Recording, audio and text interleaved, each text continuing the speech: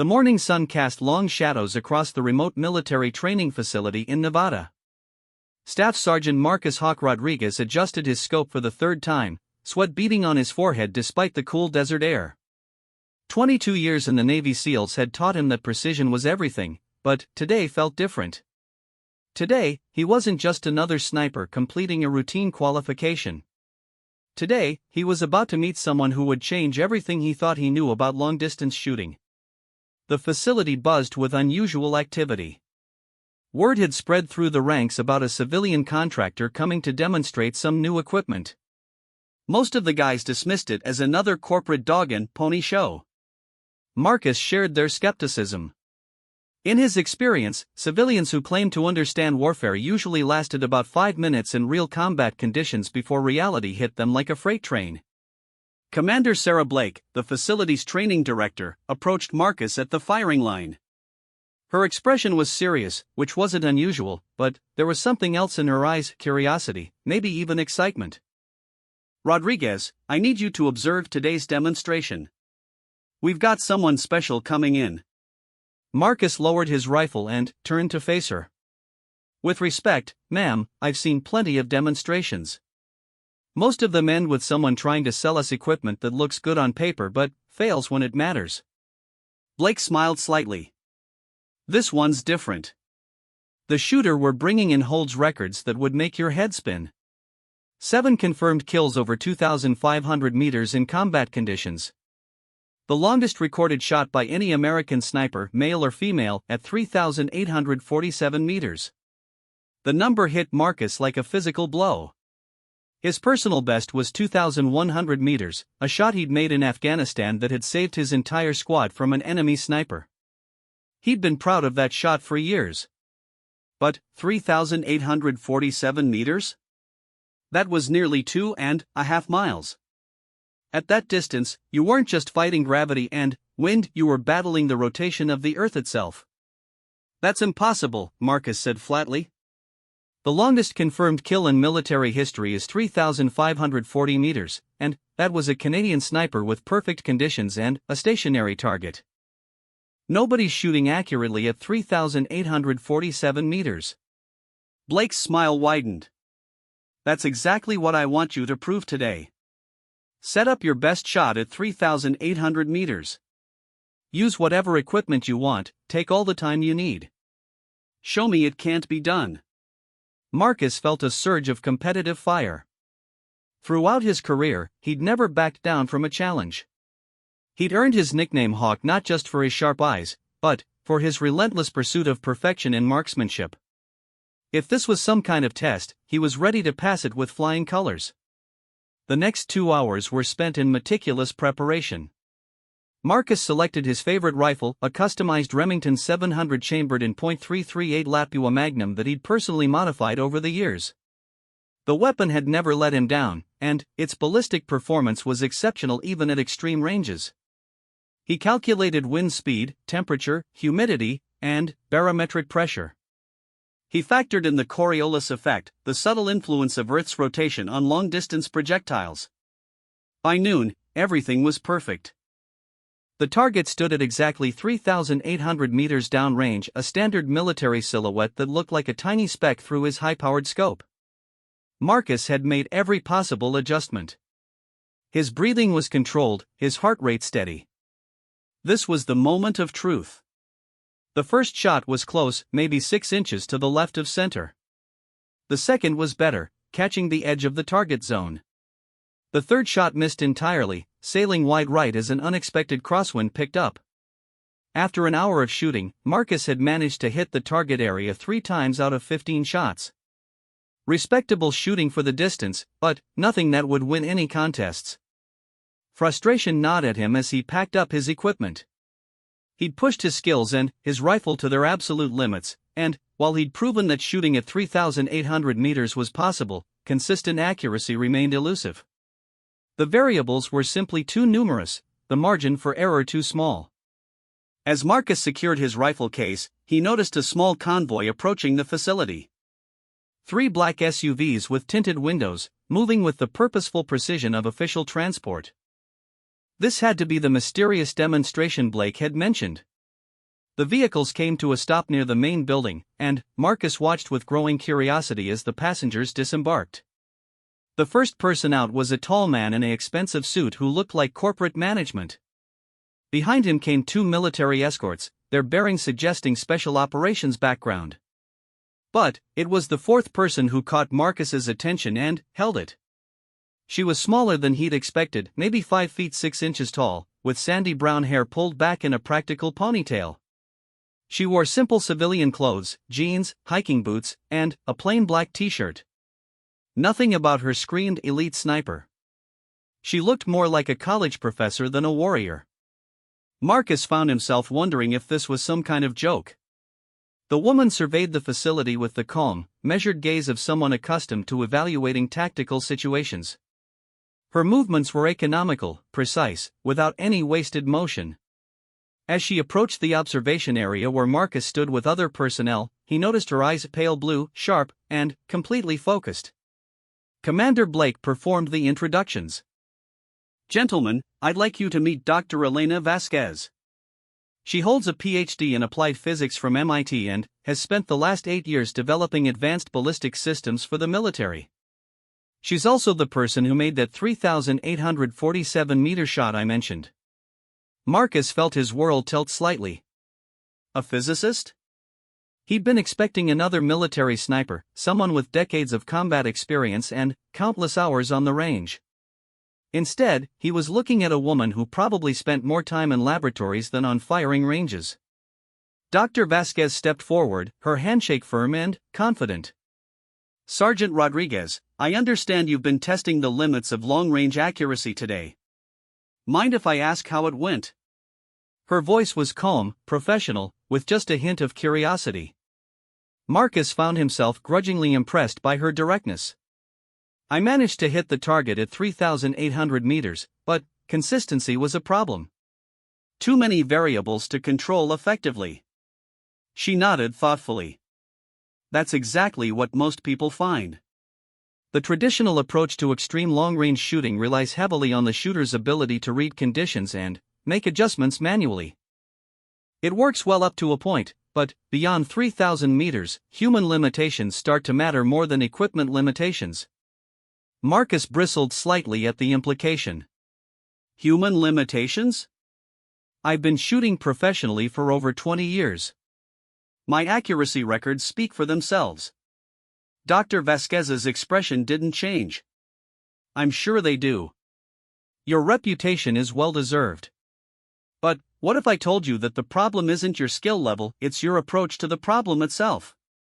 Before Marcus could respond, she was walking toward a second vehicle that had just arrived. This one was different, a specialized transport truck carrying equipment cases that looked both expensive and highly technical. As the crew began unloading, Marcus caught glimpses of hardware unlike anything he'd seen before. The rifle case alone was massive, clearly custom-built for a weapon system far more complex than anything in the military's standard inventory. Electronic components, fiber optic cables, and what looked like miniaturized radar equipment were carefully arranged in foam-lined containers. This wasn't just a shooting demonstration, it was a technology showcase. Commander Blake appeared beside Marcus, watching the equipment setup with obvious fascination. "Still think it's impossible?" she asked quietly. Marcus studied the organized chaos of equipment deployment.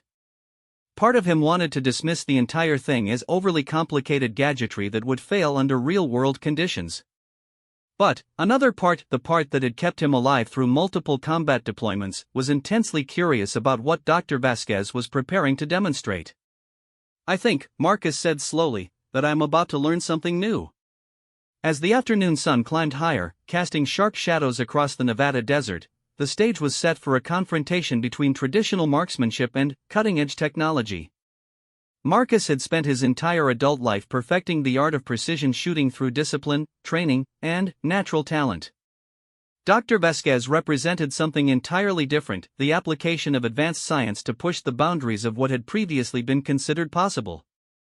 Neither of them knew that the next few hours would fundamentally change both of their lives, launching them into a partnership that would revolutionize military marksmanship and ultimately save countless lives in theaters of war around the world. For now, they were simply two professionals, each confident in their own abilities, preparing to test the limits of human achievement against the unforgiving mathematics of extreme distance shooting. The desert wind picked up slightly, adding another variable to an already complex equation. Marcus checked his watch and settled in to observe whatever Dr. Vasquez had planned.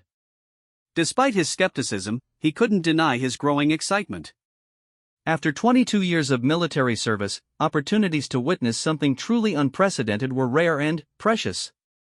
The demonstration was about to begin, and, with it, a journey that would take them far beyond the confines of this remote Nevada facility into realms where science fiction became battlefield reality. Dr. Elena Vasquez moved through the equipment setup with the methodical precision of a surgeon. Each component was positioned according to a predetermined plan that Marcus couldn't begin to understand. What he could see, however, was impressive even to his experienced eye. The rifle itself was a marvel of engineering, longer than any weapon he'd ever encountered, with a barrel that seemed to go on forever. The scope system was unlike anything in military inventory, featuring multiple optical elements and what appeared to be integrated electronic displays. "That's a custom-built .416 Barrett variant," Dr. Vasquez explained as she noticed Marcus studying the weapon. 50-inch barrel, specialized chamber design, and a muzzle velocity of nearly 3,200 feet per second. But the real innovation isn't in the rifle itself, it's in the targeting system. She gestured to a series of electronic modules mounted along the weapon's frame. Traditional long-range shooting requires the sniper to manually calculate and adjust for dozens of variables. Wind speed at multiple altitudes, temperature gradients, humidity, barometric pressure, target movement, even the Coriolis effect from Earth's rotation. It's mentally exhausting and prone to human error. Marcus nodded reluctantly. He'd experienced the mental fatigue of extreme-range shooting firsthand. Maintaining focus while processing so many variables simultaneously was one of the most challenging aspects of precision marksmanship. "So what's different about your approach?" he asked, genuine curiosity overriding his initial skepticism. Dr. Vasquez activated a tablet computer that immediately began displaying complex data streams. "Instead of asking the human brain to process all those variables, we let computers do what they do best: rapid, precise calculation. This system incorporates real-time atmospheric monitoring, laser rangefinding, wind detection at multiple altitudes, and predictive ballistic modeling." As she spoke, technicians were positioning additional equipment around the firing position. Marcus counted at least 6 separate sensors, each designed to measure different environmental conditions. A small weather station provided detailed atmospheric data, while a laser system continuously painted the target area to measure minute changes in distance and target movement. "The beauty of the system," Dr. Vasquez continued, "is that it doesn't replace the sniper's skill, it augments it. The computer provides precise firing solutions, but the human shooter still needs to execute the shot perfectly. Trigger control, breathing, stability, all of that remains critically important." Commander Blake joined them at the firing position, her expression mixing professional interest with barely concealed excitement. "Dr. Vasquez, whenever you're ready for the demonstration." The physicist nodded and began the final system checks. The electronic displays came alive with streams of data that updated in real time. Marcus watched, fascinated despite himself, as numbers flowed across multiple screens. Wind vectors, atmospheric density, target coordinates, ballistic coefficients. It was like watching the mathematical soul of marksmanship laid bare. "Current conditions are actually quite challenging," Dr. Vasquez noted, studying the data readouts. "We've got variable crosswinds at different altitudes, a thermal gradient that's creating some atmospheric disturbance, and the target is positioned in a location where ground effects are creating additional turbulence." Marcus glanced downrange toward the 3,800-meter target. Even through his high-powered spotting scope, the silhouette was barely visible, a tiny speck against the desert landscape. The idea of consistently hitting such a small target at that distance still seemed impossible, regardless of how sophisticated the equipment might be. "These are the kind of conditions that would make a traditional shot extremely difficult," Dr. Vasquez continued. "But they're also exactly the kind of real-world scenarios where this technology proves its worth." She settled into position behind the massive rifle, her movements fluid and confident. Marcus noticed that despite her academic background, her shooting stance and body positioning were textbook perfect. Wherever she'd learned to shoot, she'd learned well. The targeting system finished its calculations, and Dr. Vasquez made a series of precise adjustments to the rifle's scope and positioning. Unlike Marcus's earlier shooting session, which had required constant recalculation and guesswork, her preparation seemed almost automated. The computer was doing the heavy lifting, leaving her free to focus entirely on shot execution. "Engaging target," she announced calmly. The report of the .416 barrack was tremendous, even with the sophisticated muzzle brake designed to reduce recoil. The sound echoed across the desert like thunder, and Marcus instinctively reached for his spotting scope to observe the impact. Through his scope, he watched the bullet's trace as it arced across the vast distance toward the target. At 3,800 meters, even the fastest bullets took several seconds to reach their destination. Time seemed suspended as the projectile followed its parabolic path through the desert air. The impact was unmistakable. Dead center of the silhouette target, exactly where it should be for a perfect score. Marcus blinked and looked again, certain he'd made an error in observation.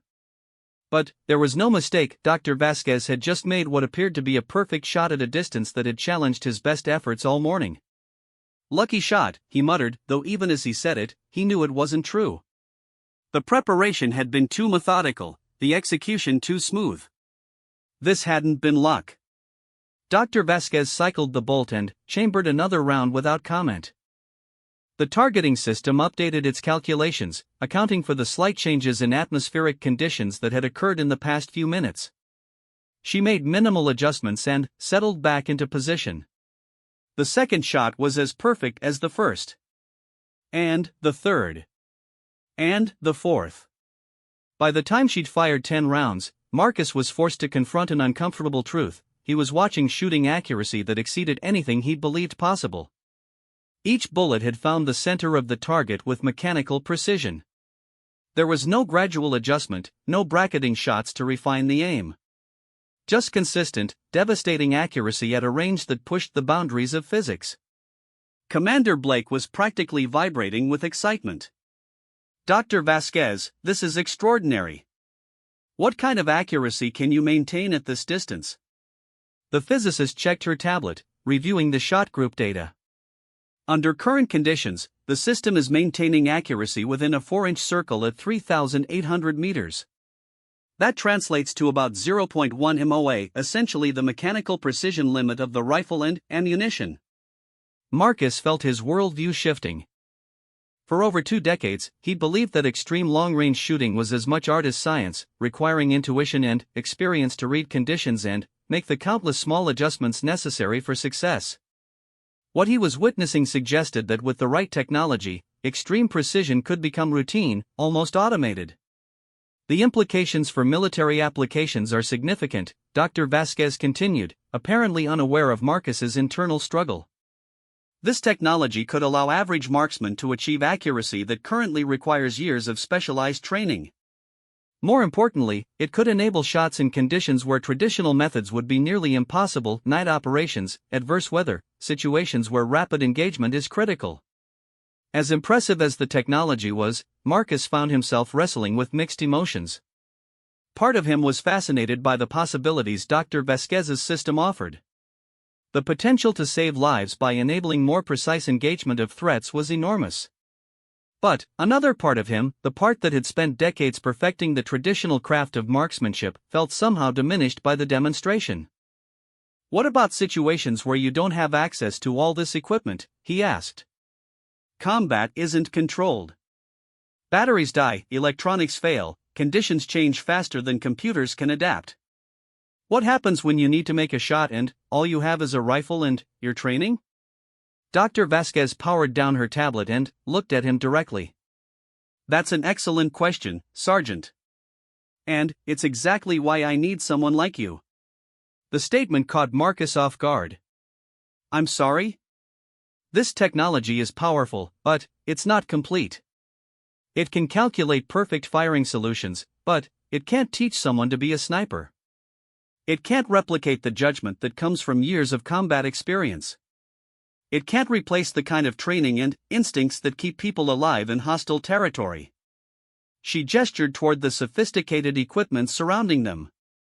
All of this is useless without someone who understands the fundamentals of marksmanship, someone who can recognize when the technology is working correctly and when it's not. Someone who can still make the shot when the computers fail. Marcus studied her face, trying to read her intentions. What exactly are you proposing? I'm proposing a partnership. Your expertise in traditional marksmanship combined with my technological innovations. Together, we could develop training systems that give military snipers the best of both worlds, cutting-edge accuracy enhancement when it's available, and the skills to excel when it's not. Before Marcus could respond, Commander Blake interjected. Dr. Vasquez, I think we need to discuss the broader implications of your system. If this technology works as demonstrated, it could revolutionize not just sniper training, but our entire approach to precision engagement. The physicist nodded. That's the goal. But implementation will require careful planning.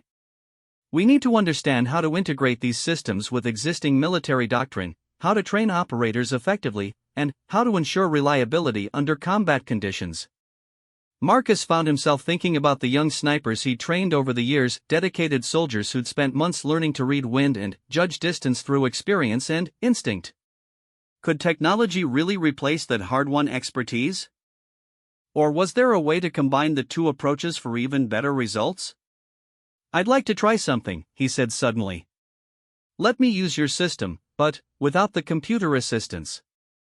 I want to see how the rifle itself performs compared to standard military equipment. Dr. Vasquez considered the request. That's actually a great idea. The rifle and ammunition represent significant improvements over standard issue equipment, even without the targeting system. Understanding the baseline performance would be valuable data. As she began configuring the system for manual operation, Marcus felt his competitive instincts kicking in again. The demonstration had been impressive, but he needed to understand exactly what advantages came from the technology versus the inherent capabilities of the weapon itself. The stage was set for a more personal test, one that would reveal not just the capabilities of advanced technology, but the enduring importance of human skill and experience in the art of precision shooting. What Marcus didn't yet realize was that this test would mark the beginning of a collaboration that would reshape military marksmanship training and ultimately save lives in conflicts yet to come. The weight of Dr. Vasquez's custom rifle was immediately apparent as Marcus settled into position. At nearly 30 pounds, it was significantly heavier than his familiar Remington, but the additional mass brought with it an almost supernatural stability. Every component had been engineered for precision, from the match-grade barrel to the custom trigger system that broke like glass at exactly 2 pounds of pressure. The rifle alone represents a significant advancement over standard military equipment, Dr. Vasquez explained as she watched Marcus familiarize himself with the weapon. The barrel length and chamber design optimize ballistic performance for extreme range shooting. The stock and bedding system virtually eliminate vibration and movement. Even without the targeting computer, you should see improved accuracy. Marcus made careful adjustments to the scope, bringing the distant target into sharp focus. Even at 3,800 meters, the optics were remarkably clear, gathering light and providing resolution that made precise aim possible. This was definitely superior equipment, but equipment alone wouldn't account for the perfect accuracy he'd just witnessed. The first shot felt different from anything in his experience. The rifle's recoil impulse was perfectly straight back, with none of the muzzle jump or side-to-side movement that typically affected long-range accuracy. The trigger broke cleanly, and the massive weapon seemed to absorb and dissipate the energy of firing without disturbing his sight picture. Through his spotting scope, Marcus watched the bullet impact.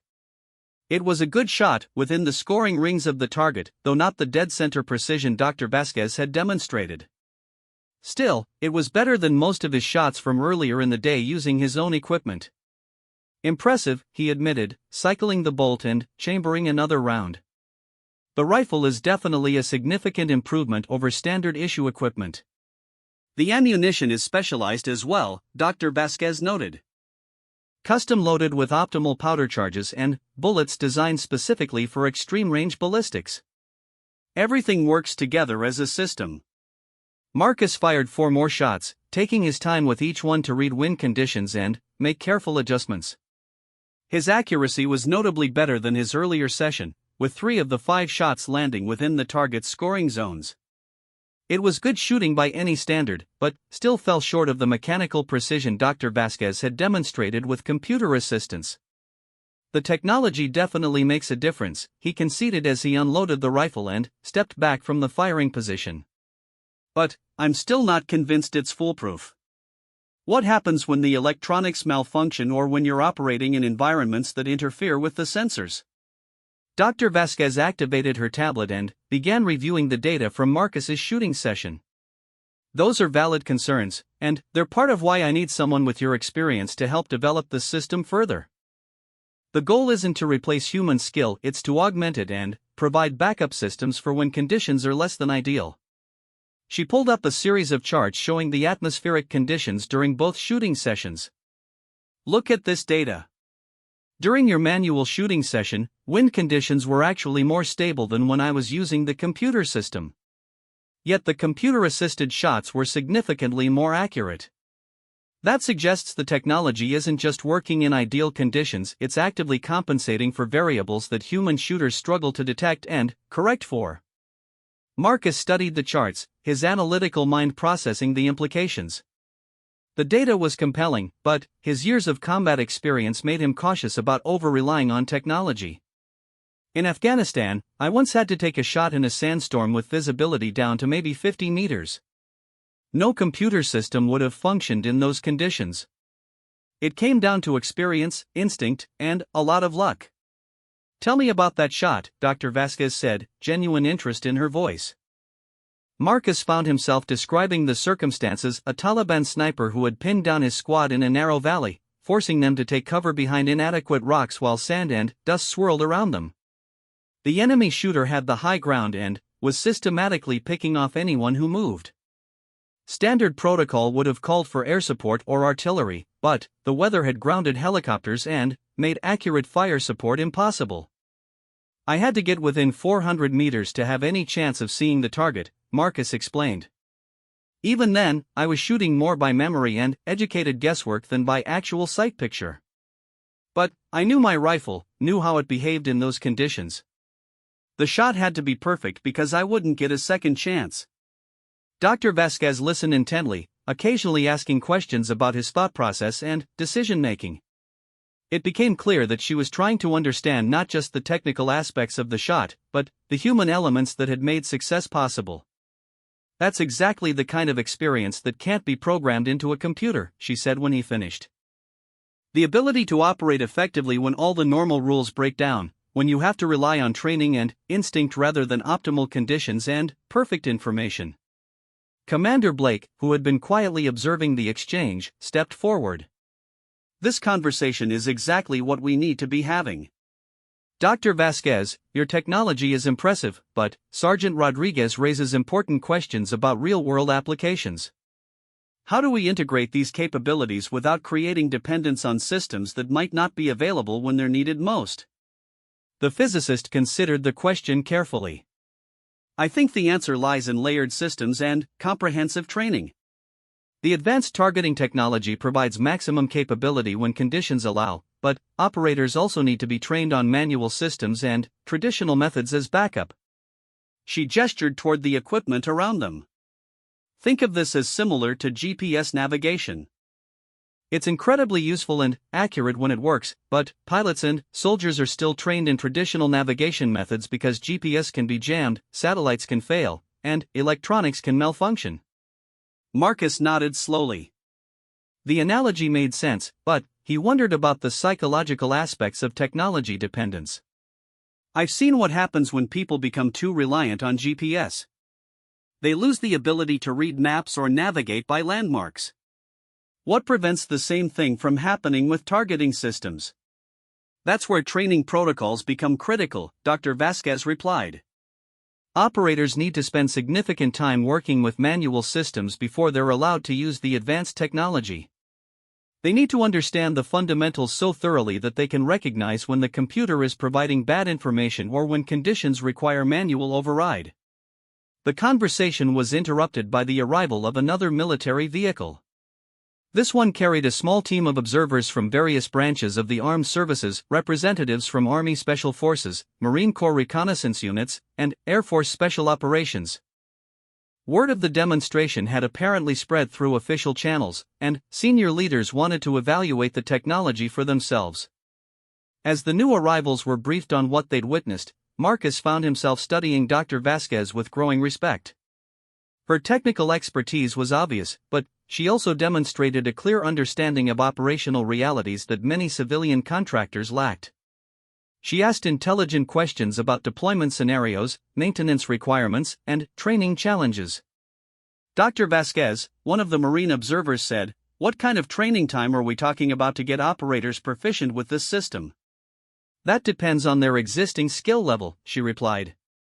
"For experienced snipers like Sergeant Rodriguez, I estimate maybe 40 hours of training to achieve full proficiency. For newer shooters, we might be looking at 100 to 150 hours to achieve the same level of competence." Marcus did quick mental math. 40 hours represented a significant training investment, roughly a week of intensive instruction.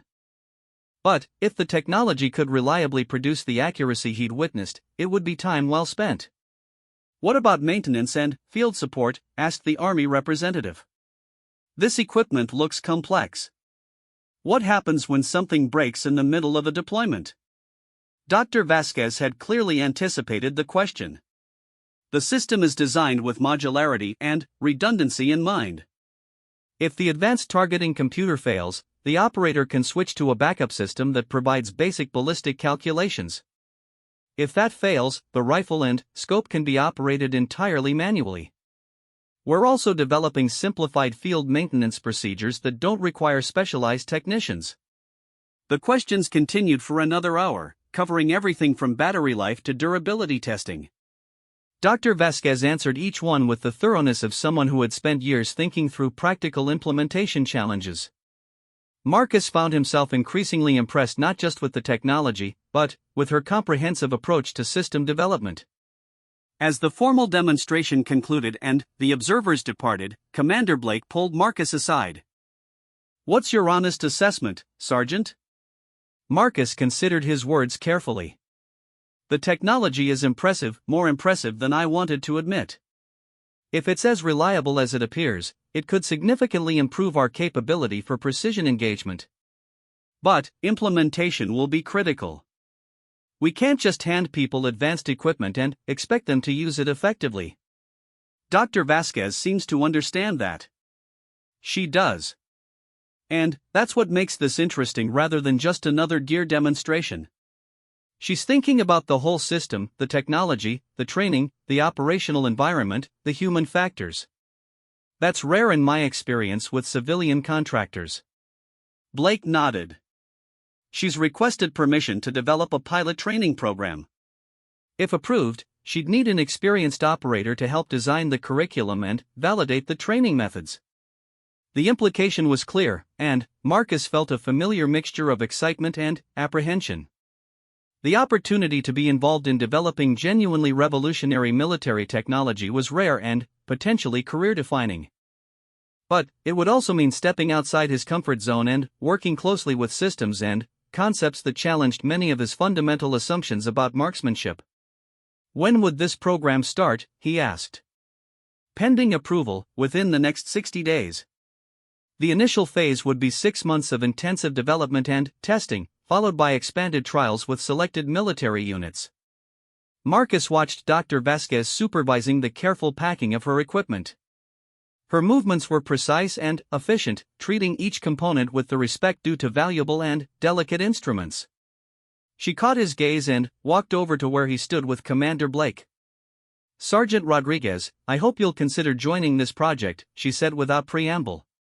"The technology is only as good as the people who use it, and development needs input from operators with real-world experience." Marcus found himself at a crossroads.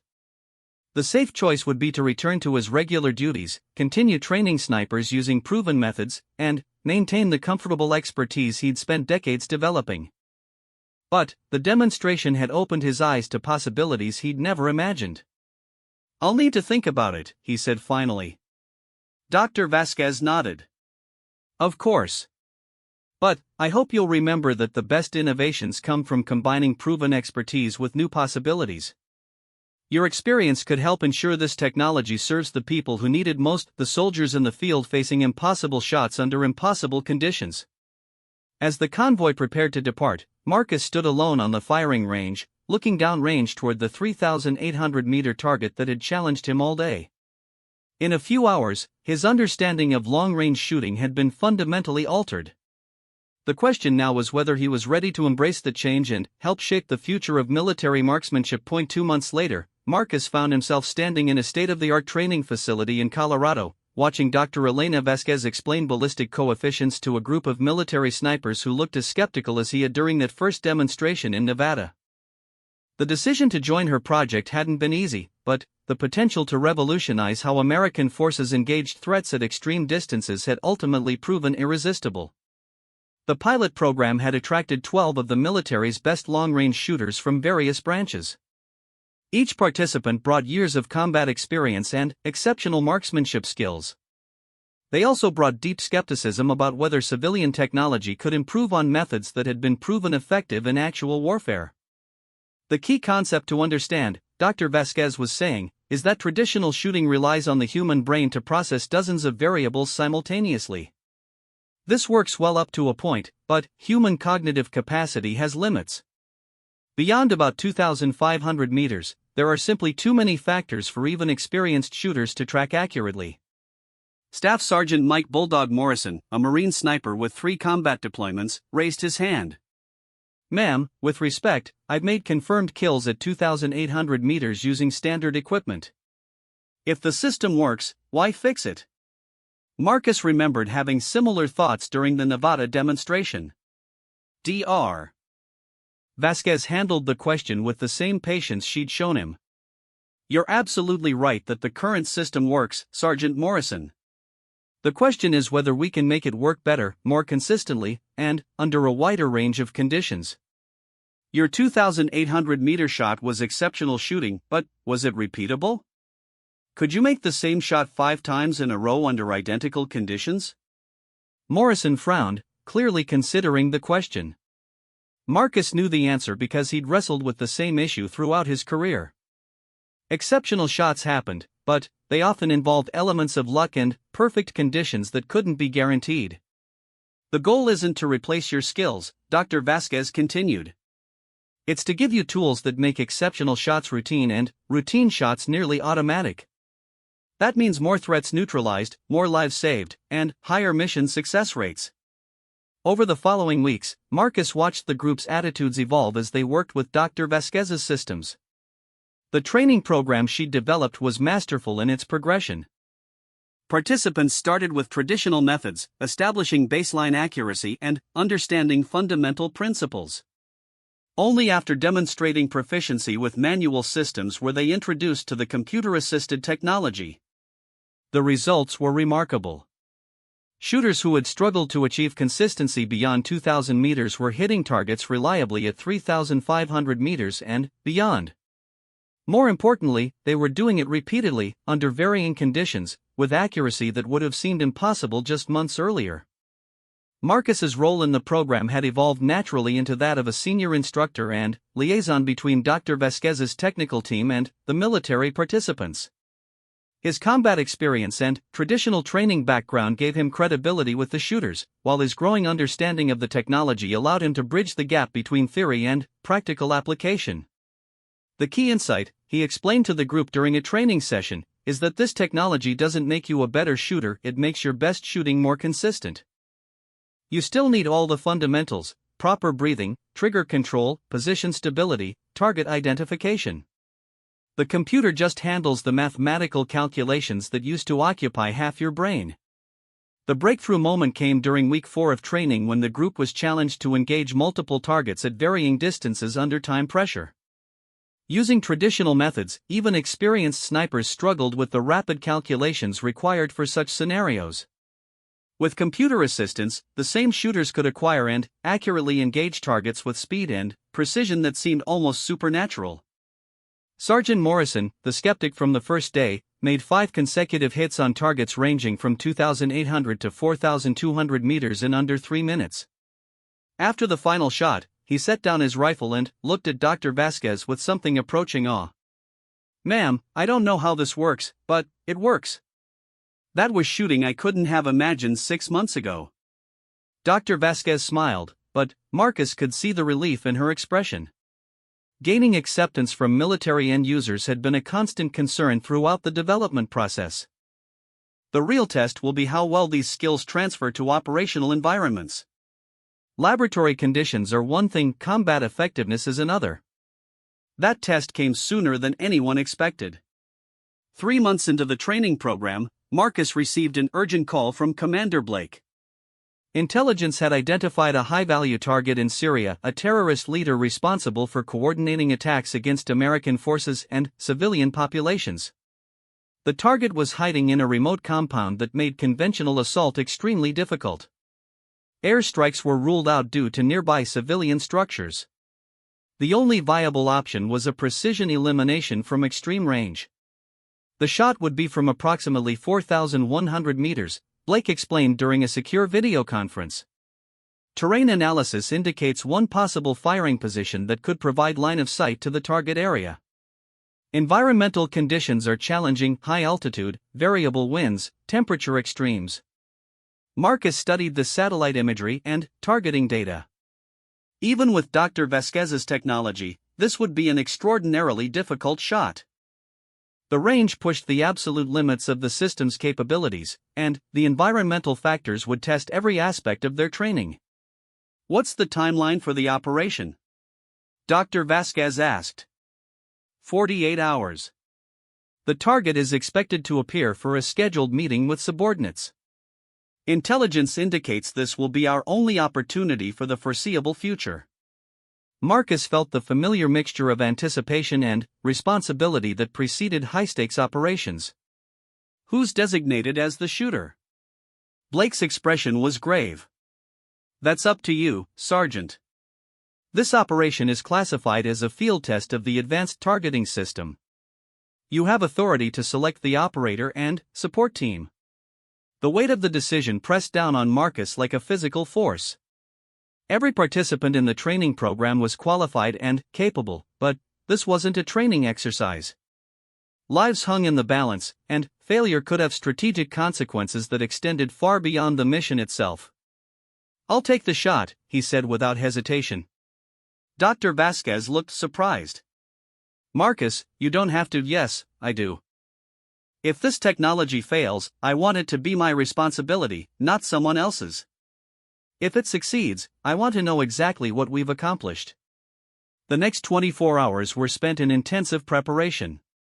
Dr. Vasquez's technical team analyzed every aspect of the operational environment, creating detailed atmospheric models and ballistic predictions. The rifle system was carefully calibrated and tested, with backup systems prepared for every critical component. Marcus spent hours reviewing the target area, studying approach routes, and planning contingencies for various scenarios. The compound sat on a rocky hillside in a region where coalition forces had limited presence.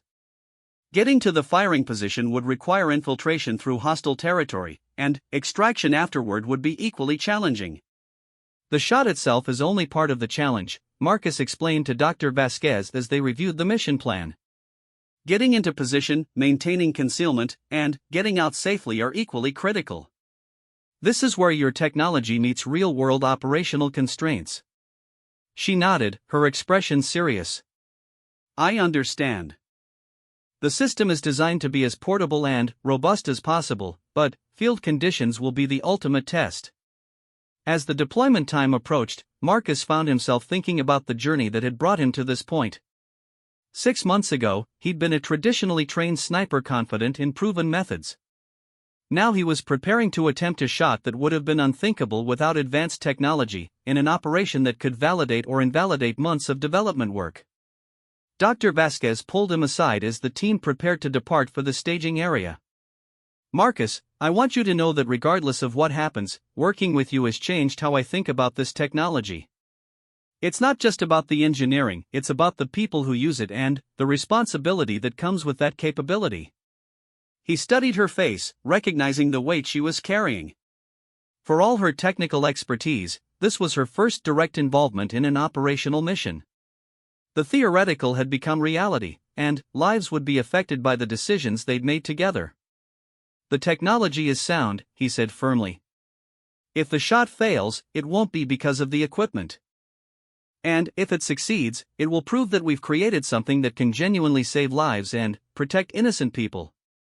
As the transport aircraft lifted off from Colorado, Marcus settled in for the long flight to the operational area. In less than 24 hours, he would be attempting a shot that pushed the absolute limits of human and technological capability. Success would validate months of development work and potentially revolutionize military marksmanship. Failure could cost lives and set back advanced targeting systems by years. But, as the aircraft gained altitude and turned toward the combat zone, Marcus felt a calm confidence that had sustained him through years of dangerous missions. He trusted his training, his equipment, and his team. Most importantly, he trusted the synthesis of traditional skills and advanced technology that Dr. Vasquez had helped him understand and master. The desert landscape passed below them in darkness, carrying them toward a confrontation that would test everything they had learned and developed together. Neither Marcus nor Dr.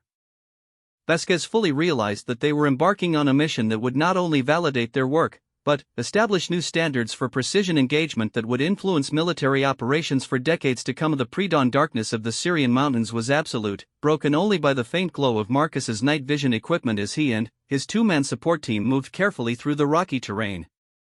They had infiltrated 12 kilometers behind enemy lines, carrying Dr. Vasquez's advanced targeting system and specialized backpacks designed for covert operations. The weight was manageable. The system had been redesigned based on lessons learned during training to be more portable without sacrificing capability. But every ounce mattered during the grueling climb to the firing position, a rocky outcrop that would provide line of sight to the target compound while offering concealment and escape routes. Staff Sergeant Rodriguez felt the familiar pre-mission calm settling over him as they reached the predetermined position. After 23 years of combat operations, his body knew how to manage stress and maintain focus when lives hung in the balance. But this mission was different. The shot he was about to attempt would be the longest successful military engagement in history, if it succeeded. His spotter, Sergeant First Class Danny "Ghost" Patterson, was already setting up observation equipment and range-finding gear. Patterson had been Marcus's partner on 3 previous deployments and understood his shooting rhythm better than anyone. The third team member, communications specialist Maria Santos, established secure communications with command and began monitoring enemy radio traffic. Range to target confirmed at 4,127 meters, Patterson reported quietly. Wind is variable, shifting between 8 and 12 knots from the northwest. Temperature is dropping as the sun comes up, currently 42 degrees Fahrenheit. Marcus nodded as he began assembling Dr. Vasquez's rifle system. Even in the field, the weapon was impressive, precision-manufactured components that fit together with mechanical perfection. The targeting computer booted up silently, its displays providing only enough illumination for Marcus to read the data streams. System initialization complete, he whispered into his throat microphone. All sensors are online and providing good data. Dr. Vasquez's voice came through his earpiece from the command center 8,000 miles away. Despite the distance, satellite communications made it seem like she was right beside him. Marcus, atmospheric conditions at your location are challenging but within system parameters. The targeting computer is receiving good environmental data.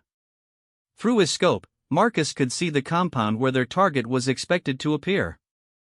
Intelligence indicated that the terrorist leader would emerge from the main building at approximately 0630 local time for a scheduled meeting with subordinates. That gave them 15 minutes to complete final preparations and wait for the opportunity. The minutes passed with excruciating slowness. Marcus controlled his breathing and heart rate, techniques learned through decades of precision shooting. Beside him, Patterson maintained constant surveillance of the target area while monitoring environmental conditions for any changes that might affect the shot. At 0628, Patterson's voice cut through the silence. Movement in the compound. Multiple individuals exiting the main building. Marcus shifted his focus to the scope, the advanced optics bringing the distant figures into sharp clarity despite the extreme range. He could see 3 men walking toward a small courtyard area, the designated kill zone identified by intelligence analysts. Target identification positive, Patterson confirmed. Primary target is the individual in dark clothing, center of the group. Marcus settled into his final shooting position, every muscle and joint aligned for perfect stability. The targeting computer had been calculating and recalculating firing solutions continuously, accounting for minute changes in wind speed, temperature, and atmospheric density. The display showed a firing solution that accounted for bullet drop of over 400 feet and wind drift of nearly 30 feet, corrections that would have been nearly impossible to calculate manually under field conditions. Shot approved, came the voice from command. Engage when ready. Marcus's world narrowed to the essential elements, the crosshairs centered on the target, his breathing rhythm, the gentle pressure of his finger on the trigger. The targeting computer provided a perfect firing solution, but success still depended on flawless execution of the fundamentals he'd spent decades perfecting.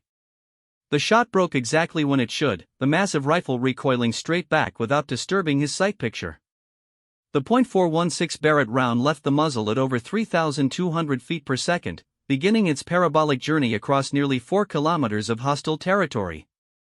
Time seemed suspended as Marcus watched through his scope, waiting for the bullet to complete its flight.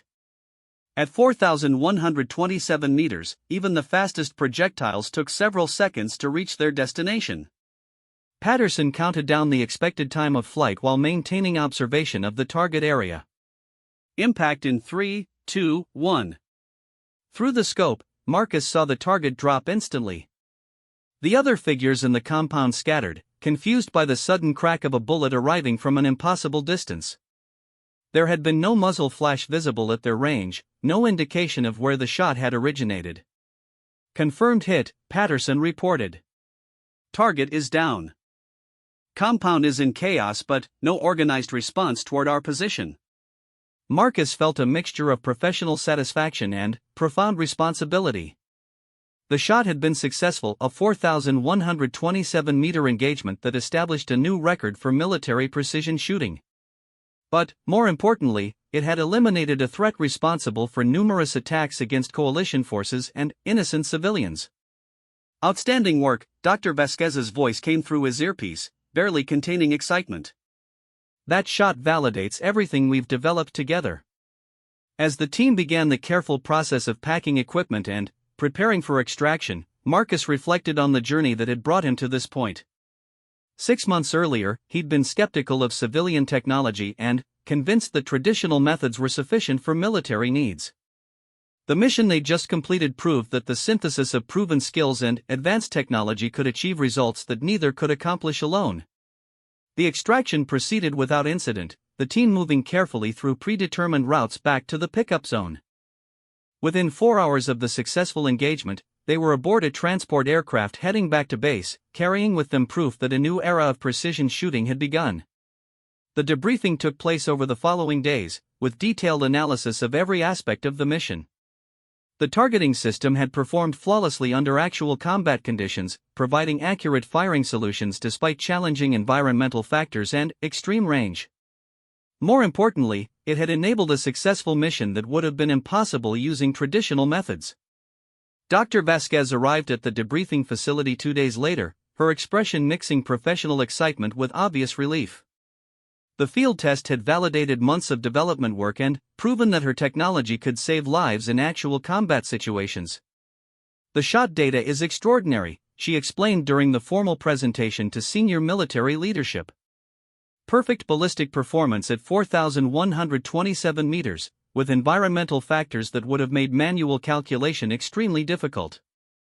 The system proved its reliability under actual combat stress. Commander Blake, who had overseen the project from its inception, looked pleased but thoughtful. Dr. Vasquez, based on these results, what's your recommendation for broader implementation?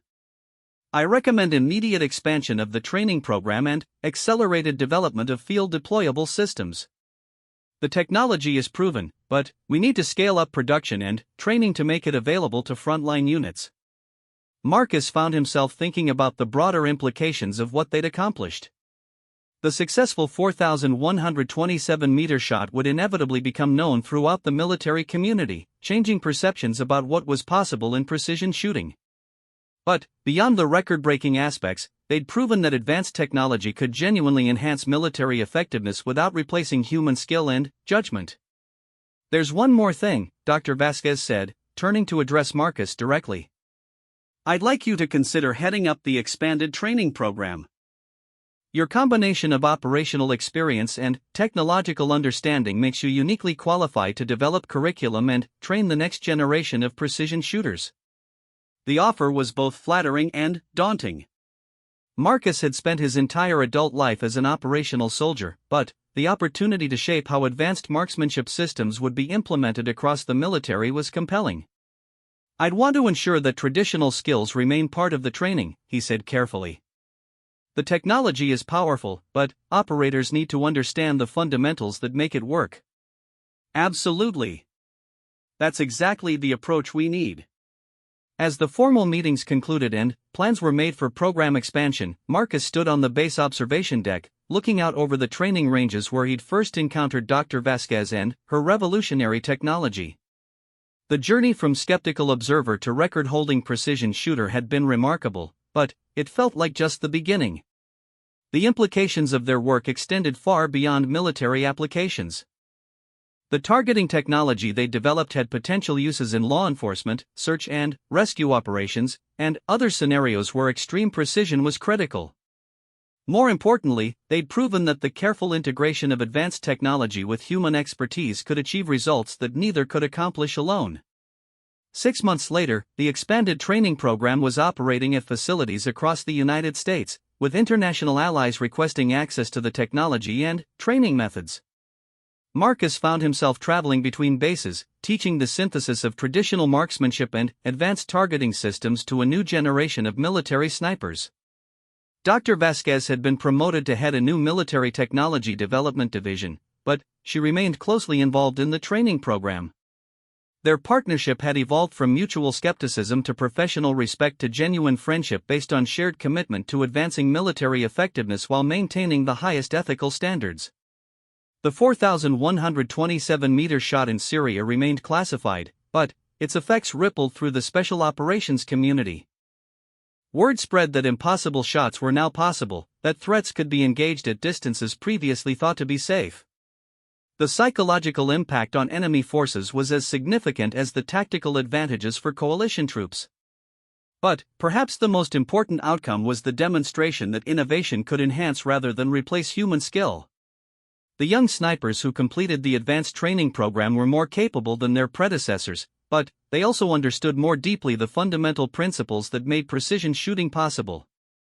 They were both traditional craftsmen and high-tech operators, bridging past and future in ways that made them more effective in both realms. As Marcus watched another group of trainees working with the advanced targeting systems, he reflected on how much his understanding had evolved. The woman who had seemed so out of place at that first Nevada demonstration had become one of his closest collaborators and most trusted friends. Together, they'd created something that honored the traditions of military marksmanship while pushing the boundaries of what was possible. The doubts he'd harbored about technology replacing human skill had been proven unfounded. Instead, they'd discovered that the best innovations came from combining proven expertise with new possibilities, exactly what Dr. Elena Vasquez had predicted during their first conversation. The future of precision shooting would belong to those who could master both the art and the science, the traditional and the revolutionary, the human and the technological. And, in that synthesis, lives would be saved and missions would succeed that had once been considered impossible.